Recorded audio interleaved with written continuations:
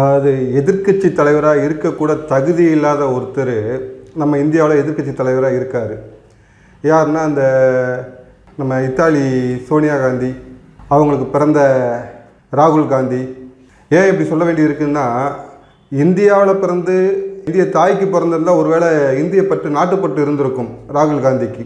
இத்தாலிய தாய்க்கு பிறந்ததுனால அந்த நாட்டுப்பற்று இல்லாமல் போச்சோ அப்படின்னு சொல்லிட்டு அடிக்கடி அவர் செய்கிற செயல்கள் வந்து நம்ம சந்தேகத்தை கொண்டு வந்துகிட்டே இருக்குது. ஏன்னா ஏற்கனவே நம்ம கேள்விப்பட்டிருப்போம், அந்த சீனா உளவுத்துறை பெண் ஒருத்தர் சந்திச்சார்னு ஒரு டைம் ஓடிட்டு இருந்துச்சு. அந்நிய எதிரி நாட்டுகளோட வந்து ரகசிய கூட்டணி வச்சுருக்காரோ அப்படின்லாம் வதந்திகள் வந்துகிட்டே இருந்துச்சு. நெருப்பு இல்லாமல் புகையாது என்பது போல் அது வந்து இன்றைக்கி வரைக்கும் நமக்கு வந்து இன்னும் உண்மையான விஷயம் தெரியலை. எனக்கு தெரிஞ்சு இந்திய அளவில் வந்து பார்த்திங்கன்னா ஒரு எதிர்க்கட்சி தலைவர் வந்து அடிக்கடி கோர்ட்டில் போய் மன்னிப்பு கேட்டவர் இவராக தான் இருப்பார். நம்ம மோடி வந்து ஒரு மாதிரி சொன்னார், சவுகிதார் சோர் அப்படின்னு சொன்னார், காவலாளி திருடன் அப்படின்னாரு, இப்போ ஓட்டு திருடன்றாரு. இவர் இந்த தேர்தல் வரும்பொழுதெல்லாம் இந்த மாதிரி ஏதாவது ஒன்று சொல்கிறது, அப்புறம் போயிட்டு மன்னிப்பு கேட்குறது. மோடின்ற பேர் வச்சுருக்கோம் பூரா திருடனாக இருக்காங்களே ஏன் அப்படின்னு கேட்டு கோர்ட்டில் போய் மன்னிப்பு கேட்டார். அப்போ என்ன பேசுகிறேன்னு அதை சொல்லுவாங்களே, இந்த ஒருத்தனுக்கு வந்து இந்த பதவி இல்லை அப்படின்னா பைத்தியம் பிடிச்சி அலைவான் அப்படின்னு சொல்லுவாங்க பார்த்தீங்கன்னா, அது வந்து ராகுல் காந்திக்கு வந்து ரொம்பவே பொருந்தது. அந்த பதவி, பிரதமர் பதவி நமக்கு கிடைக்காது, இனிமேல் அதுக்கு வாய்ப்பே இல்லை என தெரிந்தவுடன் அவர் செய்கிற செயல் நம்ம கோமாளித்தனத்தின் உச்சமாக இருக்குது. அந்த கோமாளித்தனம் வந்து இப்போ என்ன இருக்குன்னு பார்த்தீங்கன்னா விபரீதமாக போயிட்டு இருக்குது. நேற்று பேசும்போது சொல்லியிருக்காரு, நேபாள் வந்து அந்த ஜென்டு அப்படின்னு சொல்லிட்டு இளைஞர்கள் போராட்டத்தினால் வந்து அங்கே வந்து ஆட்சி மாற்றம் வந்து நடந்துச்சு.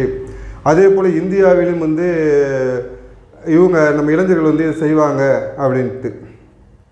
உண்மை, கண்டிப்பாக செய்வாங்க.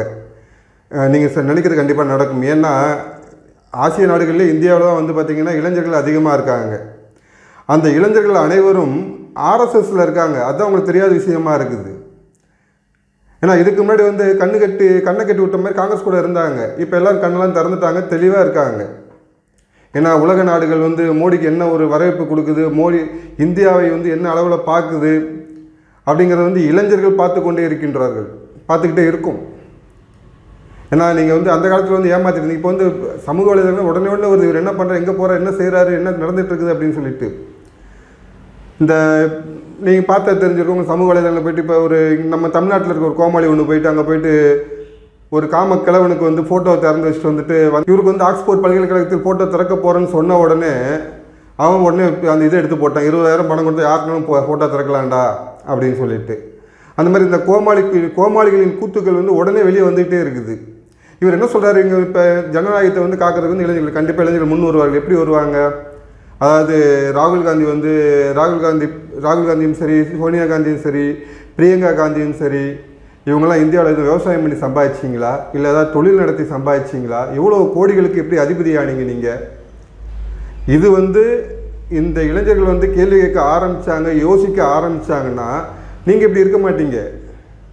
நீங்கள் மட்டும் இல்லைங்க, தமிழ்நாட்டில் ஒருத்தர் இருக்கார், திருட்டுட்டன் ஏறி வந்தவரோட வாரிசுகள்.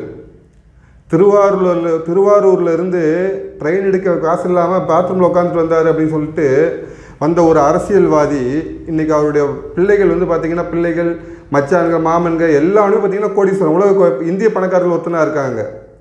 இதெல்லாம் இளைஞர்கள் பார்த்துட்டே இருக்காங்க. நம்ம உழைச்சிட்டு இருக்கோம், காலங்காலமாக உழைச்சிட்டு இருக்கோம், நமக்கு வந்து ஒரு முன்னேற்றமே இல்லை, பணம் வரவே மாட்டேங்குது. ஆனால் திருட்டுட்டேன் ஏறி வந்தவனோட வாரிசுகள் இன்றைக்கி வந்து பார்த்திங்கன்னா உலக பணக்காரர்களோட போட்டி போடுற அளவுக்கு வந்துட்டு இருக்காங்க. அப்போ இது வந்து கண்டிப்பாக ஜனநாயகத்தை கேலி கூத்தாக்கும் செயல். எப்படி ராகுல் காந்தி வந்து எந்த வேலையும் செய்யாமல் இவ்வளோ பணம் சம்பாதிச்சிட்டு இருக்காரோ, இவ்வளோ பணத்தை சேர்த்து வச்சுருக்காரோ, அதே போல் இந்த திருட்டுலேயே வந்தவங்களோட கூட்டம் வந்து இன்றைக்கி வந்து பார்த்திங்கன்னா பெரிய உலக பணக்காரர்கள் போட்டி போடுறதுக்கு வந்திருக்கலாம். பார்த்திங்கன்னா இளைஞர்களை வந்து யோசிக்க வைக்கும். நம்ம உழைச்சிட்டு இருக்கோம், நமக்கு மூளை இருக்குது, அவன் துண்டு சீட்டை பார்த்து படிச்சுட்டு இருக்கான், இன்னொருத்தன் கோமாளித்தனமாக பேசிட்டு கோர்ட்டில் போய் மன்னிப்பு கேட்டுட்டு இருக்கான். இப்போ இவனுங்கள்லாம் வந்து உலக பணக்காரர்கிட்ட போட்டி போடும்போது நமக்கு அறிவு இருக்குது, திறமை இருக்குது, உழைப்பு இருக்குது, ஆனால் நமக்கு ஏன் வரலை அப்படிங்கிற கோபம் வெளிப்படும் பொழுது கண்டிப்பாக காணாமல் போயிடுவீங்க. அரசமைப்பு சட்டம் அன்றைக்கி காப்பாற்றப்படும். ஏன்னா அரசமைப்பு சட்டம்னா என்ன, இது கிடையாது, வாரிசு கிடையாது. நேரு செத்தவொன்னே இந்திரா காந்தி செத்தவொன்னே ராஜீவ்காந்தி செத்தவொன்னே சோனியா காந்தி செத்தவொன்னே ராகுல் காந்தி, கருணாநிதி செத்தவொன்னே ஸ்டாலின் அடுத்தது வந்து உதயநிதி, அதுக்கடுத்து இன்பநிதி. இது ஜனநாயகம் கிடையாது. அப்போ ஜனநாயகத்தை நீங்கள் சொல்லுமே, ஜனநாயகத்தையும் அரசமைப்பு சட்டத்தையும் காப்பாற்றணும்னு யோசித்தாங்கன்னா, இந்திய இளைஞர்கள் யோசித்தாங்கன்னா அங்கே ராகுல் காந்தின்னு ஒரு குடும்பம் இல்லாமல் போயிட போகுது. அதுக்குள்ளே அந்த எப்படி ஏன்னா குடும்பம் அங்கே ராகுல் காந்தின்ற ஒரு பிம்பம் முடங்கி விடும். உனக்கு என்ன திறமை இருக்குது? ராகுல் காந்திக்கு என்ன திறமை இருக்குது? தனிப்பட்ட ஒரு திறமையை சொல்ல முடியுமா? இங்கே தமிழகத்தில் இந்த தத்திக்கு என்ன திறமை இருக்குது? துண்டு சீட்டு கூட பார்த்து ஒழுங்காக படிக்க தெரியல. இவர் வந்து தமிழகத்தை தலைநிமிர்த்தி விடுவோம் நம்ம நம்பர்கள் கோமாளி கூமிட்டீங்களா?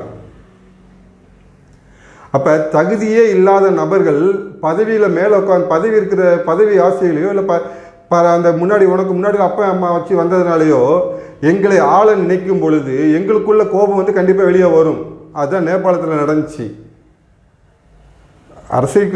பதவிக்கு வந்த உடனே பேரன் பேத்தி அண்ணன் தம்பி எல்லாருமே பதவியில் பணம் சம்பாதிக்க ஆரம்பிச்சு பெருசு கோடி பில்டிங் கட்ட ஆரம்பிச்சிட்டாங்க. அங்கே உள்ள இளைஞர்களுக்கு கோபம் வந்துச்சு, விடிவு கிடைச்சிருச்சு.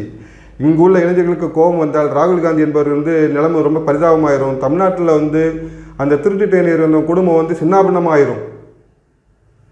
இது கண்டிப்பாக நடக்கும். நீ சொல்கிற மாதிரி Gen 2 இளைஞர்கள் வந்து சிந்திக்க ஆரம்பிச்சிட்டாங்கன்னா இப்போ வந்து சாத்விகமாக சிந்திக்க போய் ஓட்டில் வந்து அவங்களோட வேலையை காமிச்சிட்டு இருக்காங்க. அதான் வந்து காங்கிரஸ் கட்சி இல்லாமல் போயிட்டே இருக்கு. அடுத்து இங்கே வந்து ஒரு கட்சி காணாமல் போகுது. நீ சொல்கிற மாதிரி உணர்ச்சி வசப்பட்டார்கள் என்றால் முதல் ஆப்பு ராகுல் காந்திக்கு, ரெண்டாவது எங்கள் தமிழ்நாட்டு தத்திக்கு. தெளிவாக சொன்னால் இந்திய பப்புவுக்கும் தமிழக பப்புவுக்கும் Gen 2 போன்ற ஒரு விஷயம் நடந்துச்சுன்னா காணாமல் போயிடுவீங்க. அதனால் நீ தூண்டி உர நினச்சிட்டு உனக்கே நீ வந்து சொந்த காசில் சூனியம் வச்சுக்காத, அவ்வளோதான் சொல்ல முடியும். நீ சொல்கிற கேட்டு உன் கட்சிக்காரனை யோசித்து இவன் எப்படி வந்தான் எப்படி வந்து வார்த்தை நீ இருக்க மாட்டீங்க பதவிகளில்.